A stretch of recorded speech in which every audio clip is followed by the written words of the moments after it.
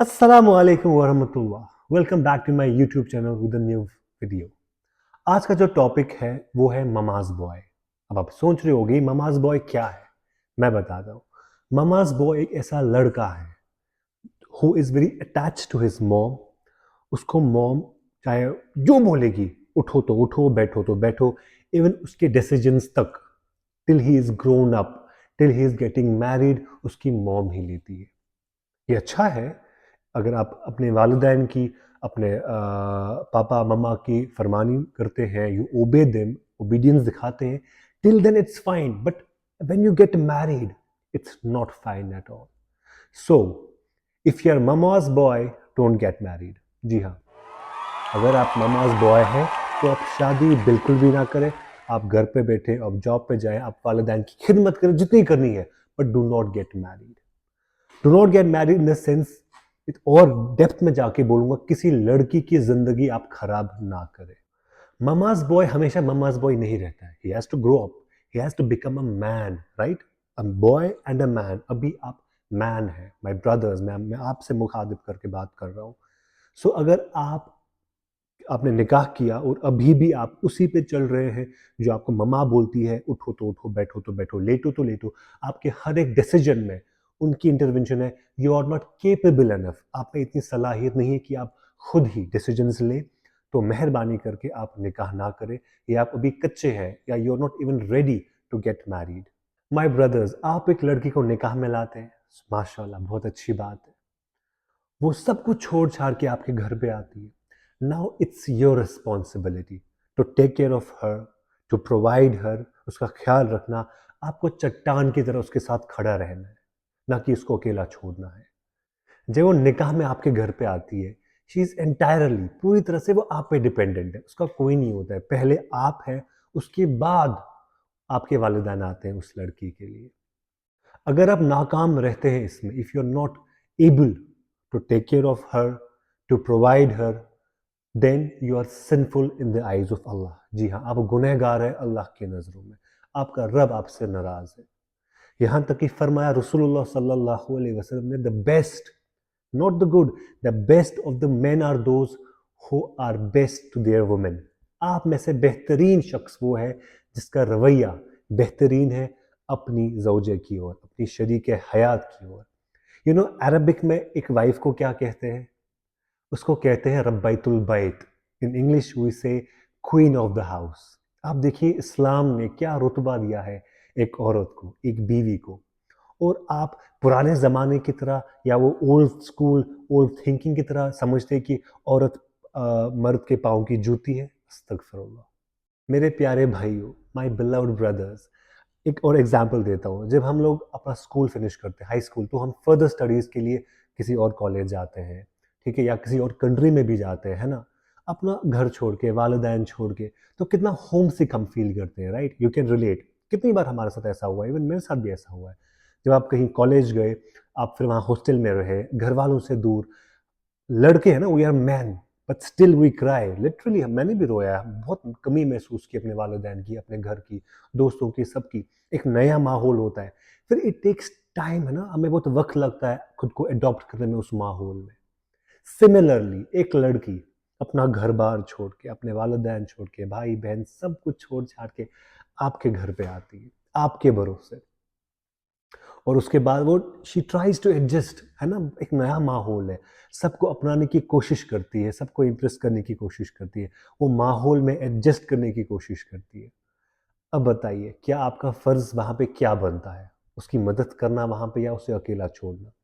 या उसे ऐसे ट्रीट करना जैसे कि वही सड़क छाप लड़की है, या एक एक अनवांटेड फ़ील करवाना? नहीं ना। For every act you do, आप जो भी काम करते हैं, जो भी, काइंडनेस नहीं बोलूंगा, आप जो भी हरकत करते हैं ना, जो भी whatever you do, you are accountable to Allah for everything you do.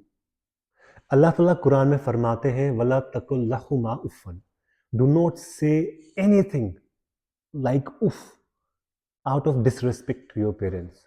अपने पेरेंट्स के साथ आप कोई भी बदतमीजी ना करें, ऊंची आवाज़ में बात ना करें, नज़र झुकाए रखें उनके साथ जब आप उनसे बात करें। Do not walk out when you talk with them.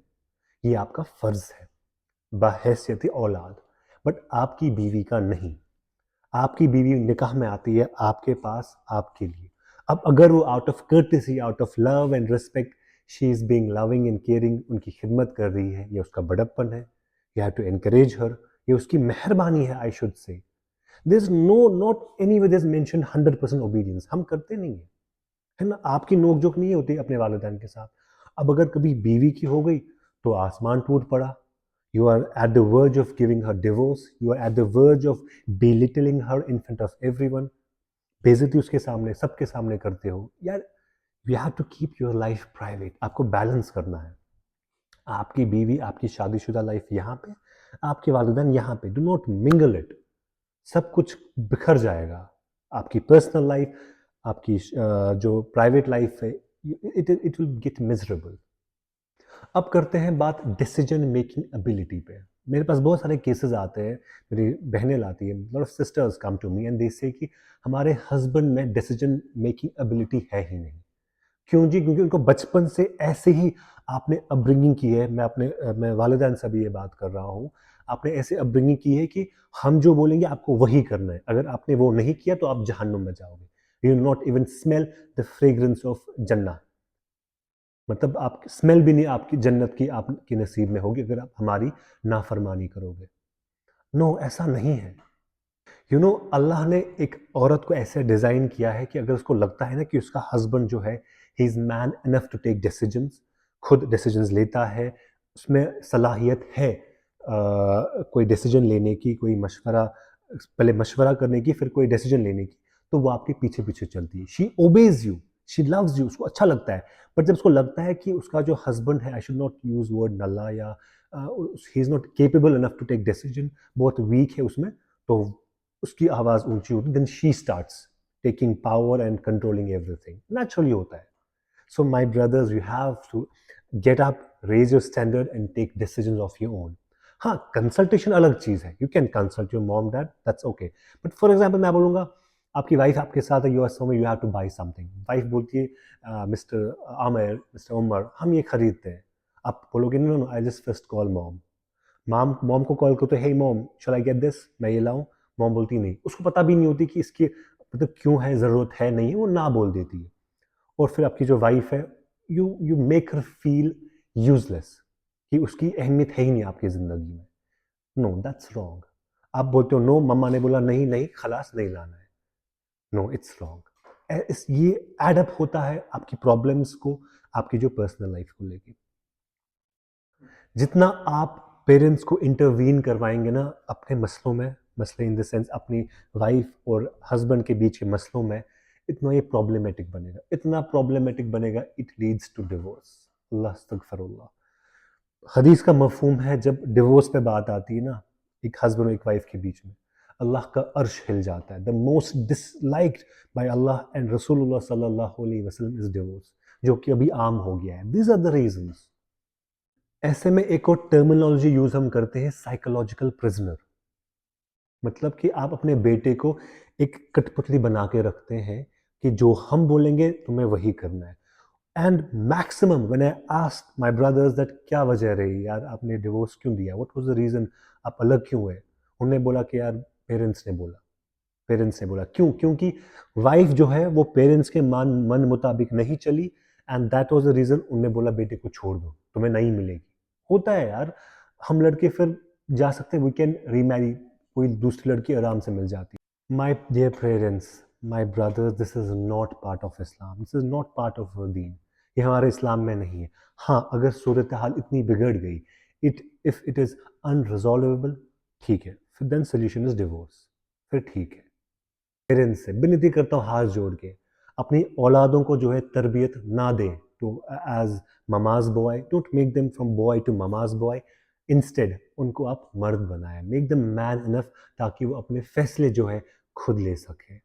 और माय रिक्वेस्ट, माय हाथ जोड़ के एक और रिक्वेस्ट है वालिदैन से, जिनकी बेटियां हैं, मेहरबानी करके प्लीज़ पहले देखें, और कभी भी do not compromise on giving your daughter to mama's boy. अपनी बेटी को कभी भी एक ममाज बॉय के हाथ में मत देना, वरना बहुत इसके असरात जो है वो यही होंगे कि वो लड़की वापस आएगी, अल्लाह ना करे।